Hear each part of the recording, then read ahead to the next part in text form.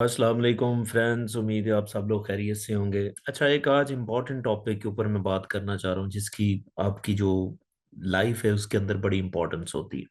वैसे तो मैंने कई दफ़ा सबकॉन्शियस माइंड के बारे में आपको बताया कि सबकॉन्शियस माइंड क्या होता है और उसकी इंपॉर्टेंस क्या होती है, लेकिन आज मैं आपको अनकॉन्शियस माइंड की बात करूंगा और अनकॉन्शियस माइंड क्यों इम्पोर्टेंट है और अनकॉन्शियस माइंड कैसे रिप्रोग्राम होता है, वो रिप्रोग्राम कैसे होता है, फिर रिप्रोग्राम कैसे होता है, किस उम्र में ज्यादा रिप्रोग्राम होता है और उसका इफेक्ट क्या होते हैं, आपकी जिंदगी में उसके क्या इफेक्ट होते हैं, इसके ऊपर हम बात करेंगे। थोड़ी सी वीडियो लंबी हो जाएगी, ठीक है, लेकिन आपने इसको गौर से सुनना है। तो बहुत सी चीजें आपको इसके ऊपर अनकॉन्शियस माइंड के ऊपर मैं क्लैरिटी देने जा रहा हूँ। बहुत से लोग कंफ्यूज होते हैं कि सबकॉन्शियस माइंड और अनकॉन्शियस माइंड में क्या फर्क है, तो इसके ऊपर मैं आज थोड़ा सा आपको, थोड़ी सी वीडियो लंबी है लेकिन आप जरूर देखिए, इंशाल्लाह आपको फायदा होगा।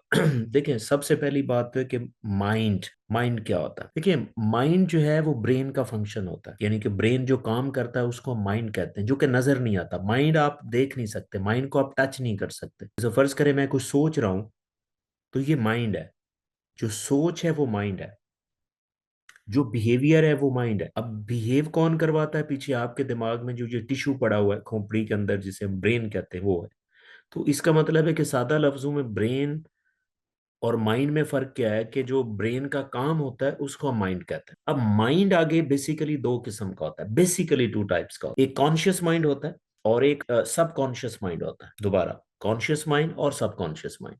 कॉन्शियस माइंड वो है कि आप किसी भी मोमेंट पे कोई चीज काम कर रहे हैं, कुछ देख रहे हैं, कुछ सुन रहे हैं, तो वो कॉन्शियस माइंड उसको देख रहा होता है। जैसे आप मुझे देख रहे हैं अभी वीडियो पे, तो ये आप कॉन्शियस माइंड के ऊपर देख रहे हैं। अब जब देखने के बाद या सुनने के बाद, ये पांच डिफरेंट सेंसेस होती हैं जिससे आपका जो माइंड है वो चीजों को परसीव कर रहा होता है। जो कॉन्शियस माइंड है, या वो सुन के करता है या देख के करता है, ठीक है, या टच से वो फील करता है, ठीक है, या टेस्ट से या स्मेल से। ये पांच बेसिक सेंसेस हैं, लेकिन इसके अलावा और भी बहुत सेंसेस हैं, लेकिन बेसिक फाइव। तो किसी भी मोमेंट मोमेंट पे अगर आपका ब्रेन जो भी काम कर रहा है वो कॉन्शियस माइंड है। अब कॉन्शियस माइंड से जब एक चीज गुजर जाती है तो वो पीछे सबकॉन्शियस माइंड में चली जाती है। यानी कि जैसे आपने मुझे देखा, अगर आपने मुझे पहले देखा हुआ या सुना हुआ है तो आप कहेंगे कि हाँ, ये डॉक्टर रफीक डार है।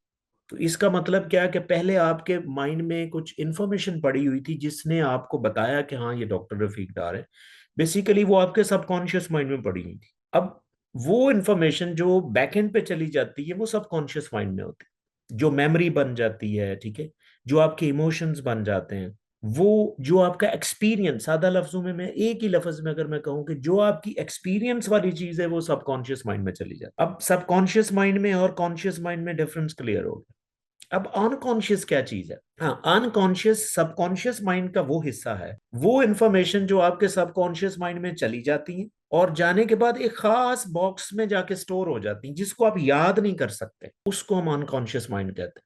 फॉर एग्जाम्पल, आपको ये नहीं पता होगा कि 4 साल की उम्र में आप, या 3 साल की उम्र में पानी को क्या कहते थे। अगर आपको नहीं पता, हाँ, आपके पेरेंट्स बता दे तो ये एक अलग बात है। जो आप एक्टिविटी करते थे वो अभी आपको याद नहीं है, वो एक्टिविटी बेसिकली आपके सबकॉन्शियस माइंड से निकल के पीछे अनकॉन्शियस माइंड में चली गई।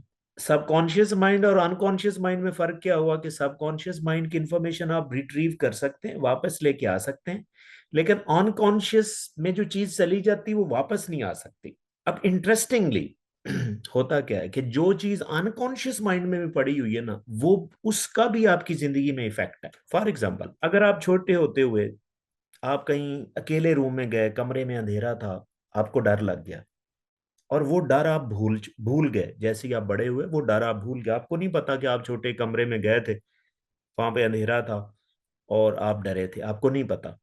लेकिन स्टिल जब भी आप अंधेरे वाली जगह पे किसी पे जाते हैं तो आपको डर लगता है। अब बेसिकली वही चीज रिफ्लेक्ट होके आती है। इसका मतलब क्या हुआ? इसका मतलब ये हुआ कि जो भी चीज आपके अनकॉन्शियस माइंड में चली जाए, चाहे वो अच्छी है या बुरी है, उसी तरह उसका इफेक्ट आपको अडल्ट लाइफ में आते हैं। अब अडल्ट लाइफ का मैंने जिक्र क्यों किया? अडल्ट लाइफ के इसलिए किया कि ज्यादातर जो प्रोग्रामिंग होती है ना अनकॉन्शियस माइंड की, वो बचपन में होती है, वो बचपन में होती है। अनकॉन्शियस माइंड की प्रोग्रामिंग किसी भी उम्र में हो सकती है, लेकिन नेचुरली जो सबसे ज्यादा आपकी उम्र अनकॉन्शियस के लिए ना, वो बचपन है। यानी कि 6-7 साल, 4-5 साल, इस उम्र में जो जो चीजें आप सीख रहे होते हैं वो आपके स्टोर होती रहती है। फॉर एग्जाम्पल, इसकी जो मैं इंपॉर्टेंस बताना चाह रहा हूँ वो बहुत इंपॉर्टेंट है। ये वीडियो बच्चों के लिए, बड़ों के लिए, पेरेंट्स के लिए, ये एक ऐसी वीडियो जो सबके लिए, मदर्स के लिए, ठीक है, सिस्टर्स के लिए, ठीक है। तो होता क्या है कि अनकॉन्शियस की इंपॉर्टेंस ये है कि एक आपका बच्चा जो है, जब ज्यादा अनकॉन्शियस प्रोग्राम हो रहा होता है, वो बच्चों वाली उम्र होती है। अगर आप बच्चे को ऐसे माहौल में रखेंगे जो स्ट्रेस वाला माहौल होगा, जो प्रेशर वाला माहौल होगा, जो अब्यूज वाला माहौल होगा, वो सारी चीजें आपके अनकॉन्शियस माइंड में जाती रहेंगी। और जब आप बड़े होंगे, आपको वही चीजें किस शक्ल में निकलेंगी? एंजाइटी की शक्ल में, डिप्रेशन की शक्ल में, lack of confidence, low self esteem, lack of communication. ये सारी चीजें जो है ना, ये आपको अडल्ट में मिलेंगी अगर आपकी प्रोग्रामिंग नेगेटिव हुई हुई है। हम इस चीज को बॉदर नहीं कर रहे होते कि आपका बच्चा अगर नहीं बोल रहा, सही बात नहीं कर रहा, हम कहते हैं चुप, अच्छा बच्चा बात ही नहीं करता। ये बड़ा अजीब कॉन्सेप्ट है हमारे मुआशरे में। तो बच्चा बड़ा शरीफ है, बोलता ही नहीं है, माँ बाप जो मर्जी कर दे वो बोलता ही नहीं, इतना डिसेंट बच्चा। देखिए, बच्चों को ये चीज पे ना लगाएं, ये उसकी अडल्ट लाइफ में प्रॉब्लम करेगी। वो स्टेज पे जाके बोल नहीं पाएगा। वो भाई स्टेज पे जाके बोल नहीं पाता। मैं अक्सर कहता हूँ कि भाई, अगर कम्युनिकेशन नहीं ना आती, आपको आपको बात करना नहीं आता, आप किसी फील्ड में सक्सेसफुल हो ही नहीं सकते। आप किसी के साथ बात नहीं कर पाएंगे, आप निगोशिएट नहीं कर सकते, आप पढ़ा नहीं सकते, ट्रेन नहीं कर सकते, मामलात आपस में नहीं सुलझा सकेंगे। तो भाई, जो बचपन की लाइफ है उसमें ऐसी चीजें दें बच्चों को, ठीक है, जिसमें खुशी ही खुशी हो। फर्ज करें एक फादर है। हमारे कल्चर में अजीब होता है कि जाहिर है हर फादर के लिए मुश्किलात होती। अब वो कुछ कमा के आता है, बच्चों को बता रहा होता है कि देखो मैं कितनी मुश्किल से कमाता हूँ, बच्चे परेशान हो रहे होते हैं। ये मैं डिफरेंट हमारे जो मुआशरे में पेरेंट्स जो कर रहे होते हैं अपने बच्चों के लिए, फिर बाद में बच्चों को कहते हैं कि लाइक हमने किया क्या आपके लिए, क्यों प्रॉब्लम है आपको, क्या मसला है आपको। तो भाई, बच्चों का जो अनकॉन्शियस एक दफा रिप्रोग्राम हो जाएगा ना, प्रोग्राम हो जाएगा, उसकी रिप्रोग्रामिंग उसको अच्छे ट्रैक पे लाने के लिए बड़ा प्रॉब्लम है, बड़ी मुश्किल से आते हैं वो। मैं ये जरूर कहता हूं कि आप कॉन्शियस माइंड भी प्रोग्राम हो जाता है, लेकिन बहुत मुश्किल है।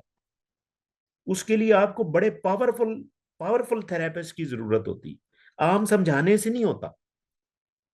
क्योंकि जब आप समझाते हैं ना बच्चे को कि गुस्सा ना करो, वो करता है, क्यों नहीं छोड़ता? वो इसलिए नहीं छोड़ता क्योंकि वो गुस्सा उसके अनकॉन्शियस माइंड में पड़ा हुआ। अनकॉन्शियस माइंड आपको पता है कैसे ऑटो पे चलता है, ऑटो पे। वो चीजें कंट्रोल में नहीं होती। कॉन्शियस माइंड जो है वो आपके कंट्रोल में है, आप कंट्रोल कर सकते हैं।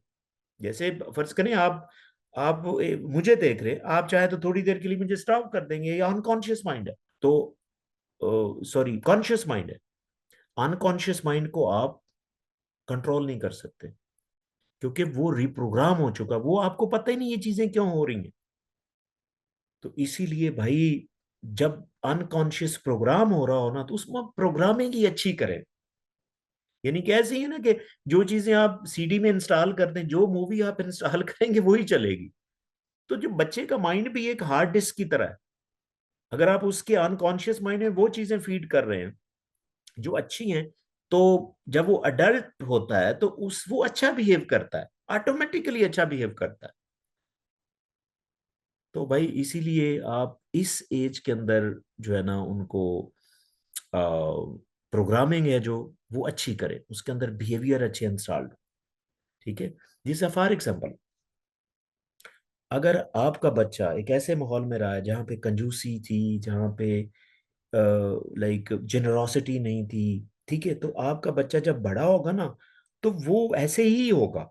वो चाहे मिलियनेयर भी बन जाए, उसमें जो कंजूसी का कॉन्सेप्ट है वो रहेगा, वो रहेगा, वो चेंज नहीं होने लगा। हाँ, चेंज होता है लेकिन बड़ी मुश्किल से। मैं चेंज करने का भी तरीका आपको बताता हूँ कि चेंज कैसे आप कर सकते हैं। अब ये तो क्लैरिटी होगी कि अनकॉन्शियस माइंड क्या होता है, वो क्यों इंपॉर्टेंट होता है, और ज्यादा रीप्रोग्राम या प्रोग्रामिंग अनकॉन्शियस माइंड की बचपन में होती है, बड़ों में भी हो सकती है। जिस तरह फर्ज करें आप जब ड्राइविंग सीखते हैं, जब सीखते हैं तो ड्राइविंग का जो कॉन्सेप्ट है वो आपका अनकॉन्शियस माइंड में स्टोर हो रहा होता है। इसलिए जब आप ड्राइव कर रहे होते हैं तो कहीं ब्रेक लगाने वाली जगह है ना, तो आप कभी सोचते नहीं कि अच्छा मैं ब्रेक लगाऊं, नहीं, वो खुद लग जाती है। वो आपका अनकॉन्शियस माइंड उस सिनेरियो को समझता है और वो आपके कंट्रोल से पहले ही ब्रेक लग जाती। तो क्योंकि वो जो ब्रेक का सिस्टम है वो आपके अनकॉन्शियस माइंड में स्टोर है। तो इसका मतलब हुआ कि अनकॉन्शियस माइंड में जो चीज होती है वो ऑटोमेटिक चलती, और वो ज्यादा रिप्रोग्रामिंग जो है, वो प्रोग्रामिंग जो है वो अनकॉन्शियस माइंड की बचपन में भी होती है, बड़ों में भी हो सकती है। लेकिन अगर आप समझते हैं कि आपकी जो प्रोग्रामिंग है अनकॉन्शियस माइंड की वो सही नहीं हुई, आप इसको सही करना चाहते हैं, तो कैसे करें? कुछ अप्रोचेस आपकी खिदमत में हाजिर कर देता हूं। देखें, अगर आप अपने बिहेवियर से खुश नहीं है, जो कि आपका बिहेवियर होता ही वो है जो आपका अनकॉन्शियस जो ऑटोमेटिक आपसे हो जाता है, आपके कंट्रोल में नहीं होता, इससे ज्यादा गुस्से का आना, लैक ऑफ कॉन्फिडेंस है, ठीक है, लो सेल्फ एस्टीम है, ये सारी चीजें आपके अनकॉन्शियस से आ रही होती। अगर आप इसको चेंज करना चाहते हैं ना, तो आप अपने अनकॉन्शियस माइंड को रिप्रोग्राम करें। अच्छा, रिप्रोग्रामिंग हर टाइम पे हो सकती है। क्यों हो सकती है? क्योंकि आपके दिमाग के अंदर एक खूबी है जिसे हम न्यूरोप्लास्टिसिटी कहते हैं। यानी कि न्यूरोप्लास्टिसिटी का मतलब है कि आपका जो ब्रेन है वो प्लास्टिक की तरह है, वो कभी भी चेंज हो सकता है। अब चेंज होने की मैं फिलॉसफी बता देता हूं। एक तो दिमाग में अगर आप कोई चीज चेंज करना चाहते हैं, रेपिटेशन करें, रिपीट करें वो चीजें, वो बिहेवियर जो आप लेके आना चाहते हैं वो रिपीट करें। जिससे आप फर्ज करें बड़े होकर ड्राइविंग सीखते हैं, तो आप शुरू में जब सीख रहे होते हैं तो आपसे ब्रेक नहीं लगती, इवन जब दिल भी करता है कि आप ब्रेक लगाऊं तब भी नहीं लगेगी। लेकिन जब आप रेपिटेशन में वो चीजें सीख रहे होते हैं तो वो ऑटोमेटिक चीजें आ रही होती। एक तो वो बिहेवियर, उसको आप रिपीट करें। दूसरा, वो बिहेवियर जो आप चाहते हैं और आप समझते हैं कि वो बिहेवियर वो फलां बंदे में है, उनके साथ बैठना शुरू कर दें।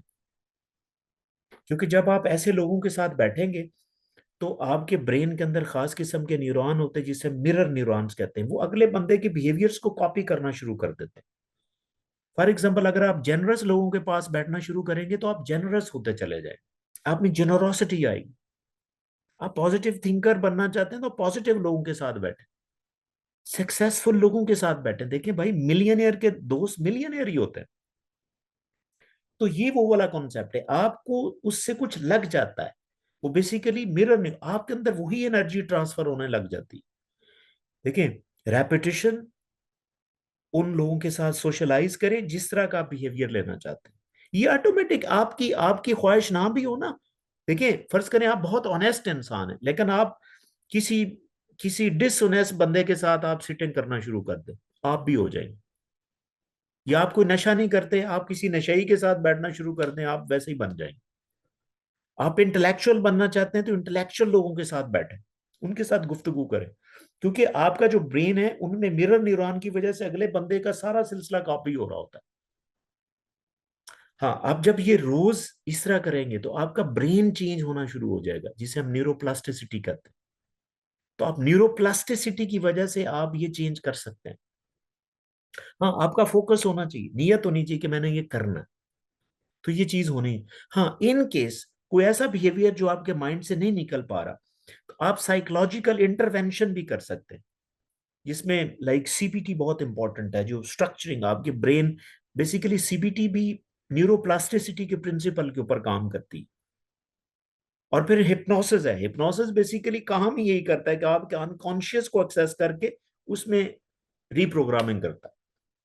तो कितने तरीके, रेपिटेशन है, सोशलाइजेशन, वैसे लोगों के साथ जैसा बिहेवियर बनाना देना चाहते हैं अपने आप को, फिर क्या है, साइकोलॉजिकल हेल्प, आप प्रोफेशनल से मिले जो कि आपके बिहेवियर को रिप्रोग्राम कर सकते हैं। तो उम्मीद है आपको अनकॉन्शियस माइंड की थोड़ी सी इंपॉर्टेंस का पता चला होगा। But still, if you have any question, please write me in the comment section and definitely I will answer. Thank you very much for watching. Thank you.